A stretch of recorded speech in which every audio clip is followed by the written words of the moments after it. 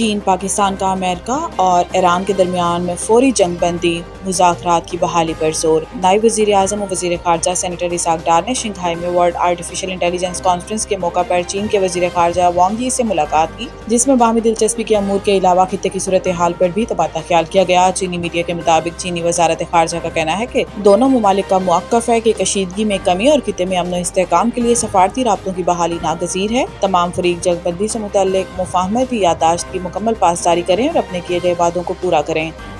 Operation شعبان بلوچستان سمیت خطے کے امن کا ضامن عالمی سطح پر پذیرائی۔ معروف عالمی جریدہ دی ڈپلومیٹ کے مطابق مانگی ڈیم کے قریب دہشت گردوں کے حملے کے بعد پاک فوج، ایف سی بلوچستان اور پولیس نے فتنۃ الخارج کے خلاف آپریشن شعبان کا آغاز کیا، جس میں فتنۃ الخارج اور فتنۃ الہندوستان کے خلاف زمینی اور فضائی کارروائیوں میں سینکڑوں دہشت گردوں کو جہنم واصل کیا۔ رپورٹ میں کہا گیا ہے کہ افغان طالبان کے حلیف فتنۃ الخارج اور فتنۃ الہندوستان نے سیکیورٹی فورسز اور بلوچستان کے ترقیاتی منصوبوں کو نشانہ بنایا۔ عالمی جریدہ کا کہنا ہے کہ آپریشن شعبان کو دہشت گرد نیٹ ورکس تباہ کرنے اور بلوچستان میں ریاستی ریڈ کی بحالی کے لیے طویل المدتی عسکری مہم کے طور پر ڈیزائن کیا گیا ہے۔ ملک بھر کے صارفین کے لیے بجلی مہنگی کرنے کی درخواست نیپرا میں جمع۔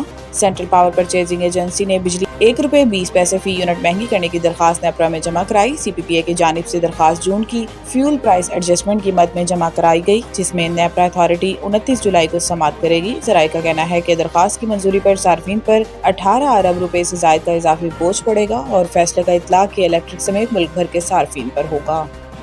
کینیڈا کے جنگلات میں آگ۔ فیفا ورلڈ کپ فائنل سے قبل نیو یارک میں ایئر کوالٹی الرٹ جاری۔ یہ الرٹ ورلڈ کپ فائنل سے قبل کینیڈا کے جنگلات میں لگنے والی آگ کے دھوئیں کے باعث جاری کیا گیا۔ کینیڈا کے جنگلات میں لگنے والی آگ کے دھوئیں نے نیو یارک کو اپنی لپیٹ میں لے لیا۔ میڈیا رپورٹس کے مطابق نیو جرسی اسٹیڈیم نے اتوار کو ارجنٹینا اور اسپین کے درمیان کھیلے جانے والے فائنل کی میزبانی کرنا ہے۔ اسپین نے نیو جرسی میں ٹریننگ سیشن میں حصہ لیا، تاہم ایئر کوالٹی کے حوالے سے تحفظات کا اظہار نہیں کیا۔ ارجنٹینا نے آج سے فائنل سے قبل اپنی ٹریننگ کا آغاز کرنا ہے۔